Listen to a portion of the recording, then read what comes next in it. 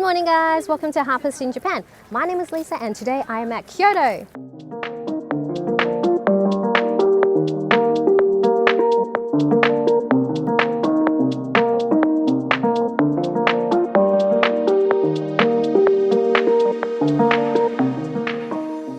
Good morning, welcome to Harper's in Japan. My name is Lisa and today I'll be showing you unique and hidden places in Kyoto. These places are easily accessible by train and bus, 30 minutes max. This is basically my 3-day, 2-night Kyoto itinerary. I hope you guys get inspired and visit the places that I went to as well. Let's start with day 1. The shrine is about 30 minutes from Kyoto Station. It is located at Iwashimizu Hachimangu Station on the Keihan line. Once you reach the station, there is a connecting cable car that takes you up in about 3 minutes.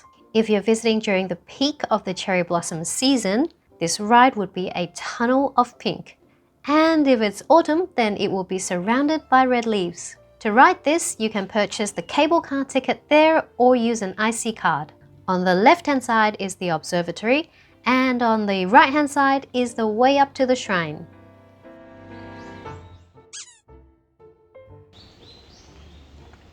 So I just need to continue walking and I'll reach the shrine very soon.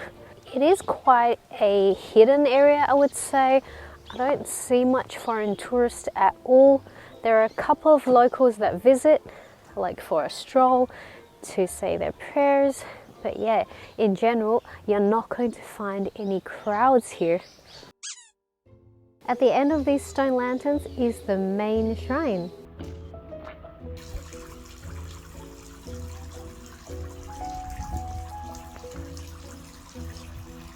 This shrine is 1,000 years old and it is a national treasure. Iwashimizu Hachimangu Shrine is an important shrine in Kyoto that you must visit. It was founded in 860 AD and is one of the 3 major shrines that is dedicated to Hachiman. It has guarded Kyoto since ancient times and is famous for expelling evil spirits and blessing victory. The pigeon is a messenger of the deity here, so you can see a lot of pigeon motifs in the shrine. So I found the pigeon Omikuji and it's 500 yen. I'm gonna get one. Okay, I have to choose it. I'm gonna choose this one here. What?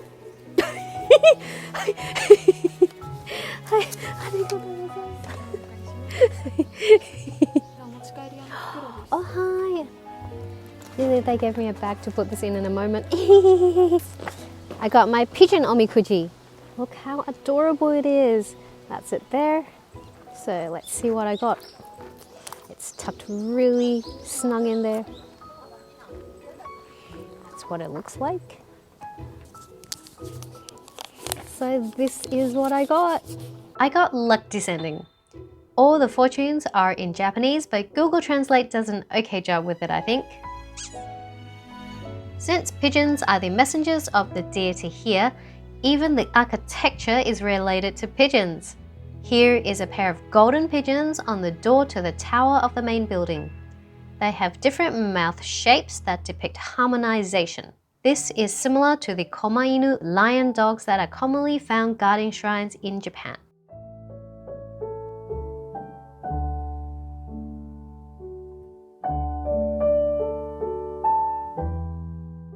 The pigeon motifs extend even to the cable cars that bring you up. Here you can see that these are actually 2 pigeons. This is also where you can get the embroidered Gachapon. It is like a really formal token that says you visited this shrine. Once you have made your choice, the miko would write the date on it. Gachapon are large stamps handwritten by monks. This document is full of symbolic and historical meanings. Here at this shrine, they also have a special embroidered version. The kanji here is also in the shape of a pigeon. I really recommend getting one. It would be a really great memento for your Kyoto trip. Each season has a different design, so if you come in autumn, there would be red leaves instead of blossoms. And it's dated today. Yeah. Since these stamps are a sign of having prayed at the temple or shrine, the proper way of collecting them is to go and pray at the main hall first. I want to get to the observatory before sunset, so I'll have to visit the Edison Monument another day.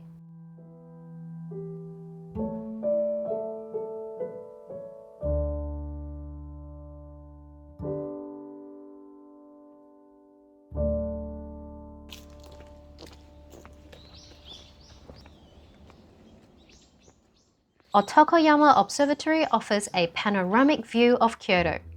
I think it is the most stunning in autumn with red leaves. Right now it's mid-March, so there isn't sakura yet. It's probably the most underwhelming time to come, but still I think the view is really good.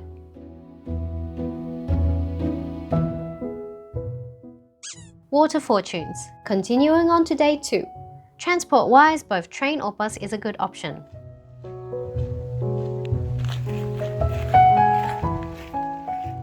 The Shimogamo Shrine is one of the oldest ones in Kyoto.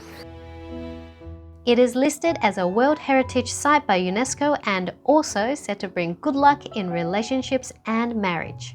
I already saw 3 wedding ceremonies here within an hour. It was such a happy atmosphere even though it was raining. The shrine covers a large area. We are starting here and will work our way down. This is the main and Koto shrine area. It is covered today because of the rain. Behind me are Koto shrines. These are sub-shrines that are connected to the main temple. They have a deep connection with the deity here. Each one of them is guarded by a zodiac deity. Can you find yours here? You can write your wish here on an emma plaque of your zodiac animal and hang it here. Water Omikuji. Behind me is where you do the water Omikuji. So within the Shimogamo shrine, there is the Inoue-cha where you can do the water Omikuji. That's where you get your fortune and dip it in this river and the text will appear. You can get the fortune slip at the souvenir shop, and there are also instructions here too. So what you do here is you pick your fortune and then you go pay. Let me get this one.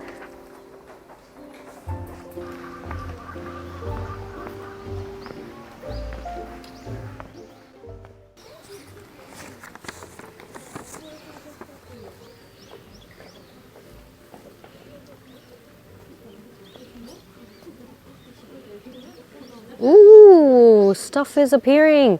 Text is appearing. Ooh. Oh my god. I've got the best luck. Check that out. It's still appearing. Ooh. Look, this is really fun. Okay, so this is done.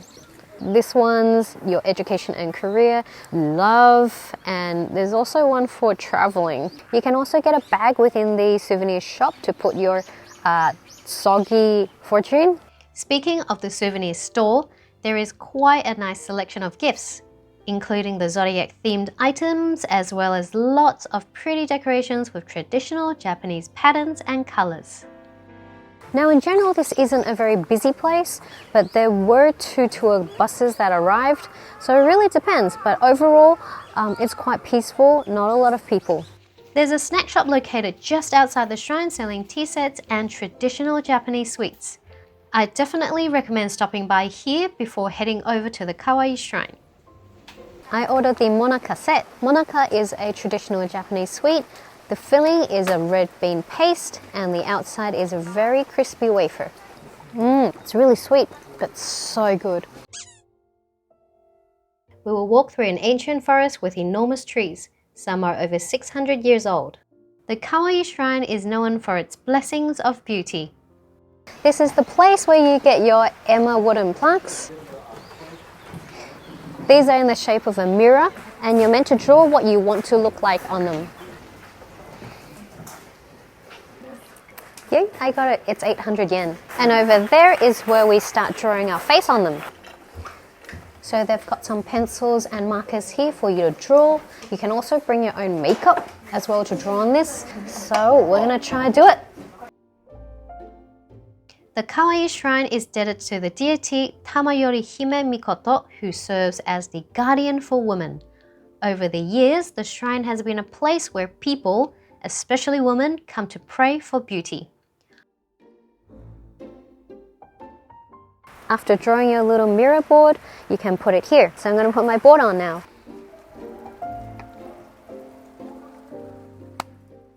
So that's where it's going to live now. Boys are welcome too, of course. There's actually a sign encouraging that inside. You can also get beauty water from the pears grown in this shrine. It's 5 p.m, we're on our way out, and look at these tiny torii gates. Aren't they just so adorable? The matcha area. Final day 3. This is Uji Station, and I always like to stop by the Tourist Information Center to pick up some leaflets. Our first activity today is visiting the Phoenix Temple. The streets leading up to the shrine is absolutely gorgeous. In particular, this craft shop where everything is made from kumihimo cords using traditional Japanese technique. Here is the Omotesando, which I will visit in a moment. And to the right here is the entrance to Byodo-in Temple. The entrance fee includes the garden area and museum. If you want to enter the Phoenix Hall, you need to buy another 300 yen ticket here at the booth inside.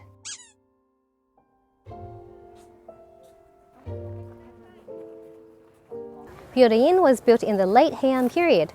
It was originally built in 998 as a villa for a powerful aristocrat, but later converted into a temple.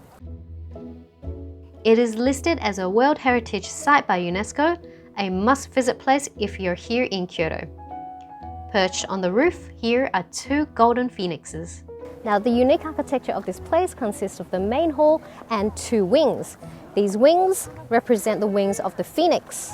The main hall is on the back of the 10 yen coin, and the phoenix is on the 10,000 yen note. There are notably more visitors at this temple, but the layout of the grounds make it easy to take good photos. There's so much life in the pond. There's really pretty koi fish, and there are also turtles too. This one's taking a drink, and these ones are trying to get on the lawn.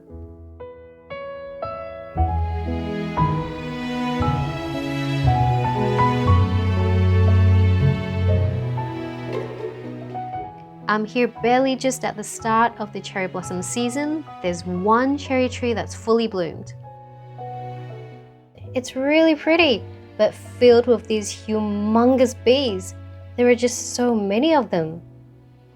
So unfortunately, I didn't get to see the museum because I still wanted to see the Omotesando and the Matcha Museum. So I'll have to come again next time. As you leave, you will see one of the wisteria trellis. The blooming date is late April to early May. These. Omotesando means the street leading to the temple entrance, and this one is filled with matcha goodies. There are a few things that you gotta really try. This place here sells matcha gyoza. Let me know if you would try this. I'd love to. They also have matcha ramen. These are the must-try popular ice cream bars. They're sold at this shop here, where you can also buy matcha pasta and matcha curry. I would recommend this sampling set of 10 different teas. We have dinner plans at a sake sampling place in a moment, so we ended up just getting ice cream, which was perfect.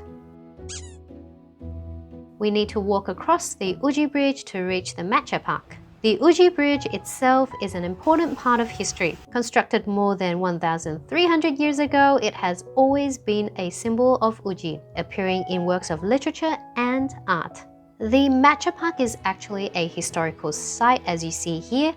There's also a private tea plantation.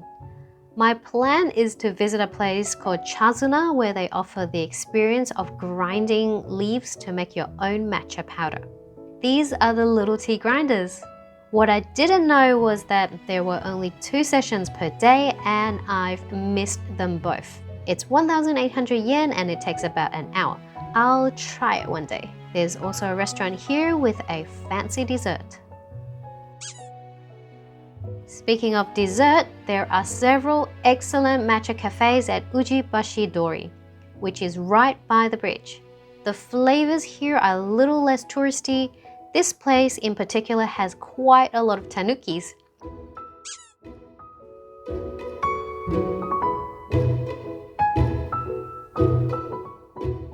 This is the strong matcha parfait. You've got matcha jelly down here, a lot of other cream and ice cream on top.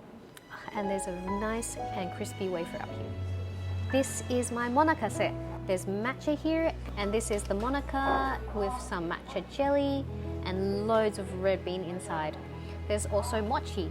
So I'm really lucky to be able to find this shop. It's 4:45 right now and they're still open. Most of the shops here close at 5 p.m. and their last order is before 4:30. I'm really lucky I can find this shop because I'm not going back today without eating some matcha. Duh. Okay.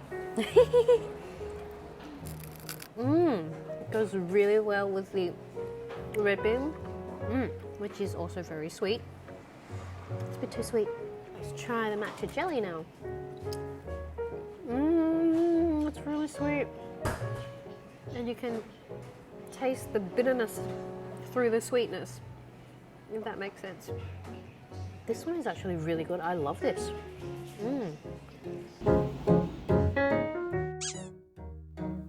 I'm going to a place that is most famous for their sake taster set.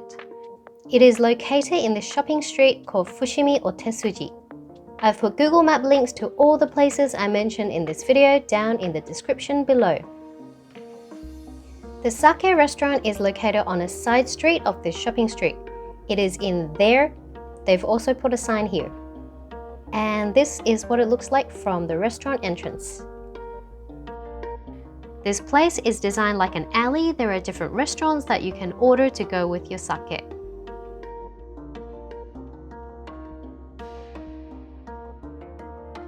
The sake set consists of 18 different types of sake from 17 breweries. And they've given me an English version of what each sake would taste like and their flavors. The town of Fushimi has excellent waters and thus makes excellent sake. Here you can conveniently try all the different types of sake offered in the town, all in one shop. You need to start from the top left and move down to the bottom right. Top left ones are sweet, and as you move down to the bottom right, it is dry. As you can see on the bottom right, there is a limited sake. I would recommend this set because you get to grill your own dried seafood. They've been marinated and dried. They do smell a little different, but it tastes pretty good after they're grilled. There are also other foods, ramen and cheese available too. Gachapon. A Japan trip isn't complete without gacha. This is an Aeon shopping center near Kyoto Station and there's a huge Gachapon store here. So they've got a photo area for you here and there's some props here. And you can take photos like this. Oh wow, it opens. Of course it opens. Here are some highlights. Sanrio character butt gacha, the intercom gacha. If you get these two, then you can put a photo in here. So I'm gonna go for this one. I like this one the best, and that's the second best. Oh, I got the second best one. Still like it, it looks really cute. Oh, it is really cute. See, the little cat is holding the tempura. Huge tempura, or very tiny cat. It's really simple. You just need to put some money in and they will spit out some change. You put it in a cup and you go find the gacha you want.